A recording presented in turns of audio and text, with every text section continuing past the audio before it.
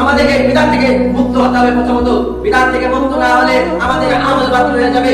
ইয়া আইয়ুহাল্লাযীনা আমানু আতিউল্লাহ ওয়া আতিউর রাসূল ওয়া লা তুবতিলু আমালাকুম। হে ইমানদারগণ, তোমরা তোমাদের আহলে বর্গ এবং তোমরা নিজেরা বিদআত করো না। বিদআত করলে তোমাদের আমল সমূহ বাতিল হয়ে যাবে।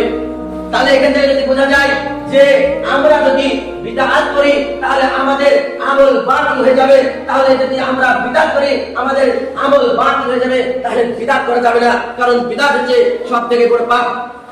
তাই বিদআত থেকে আমাদেরকে প্রথমত মুক্ত হতে হবে।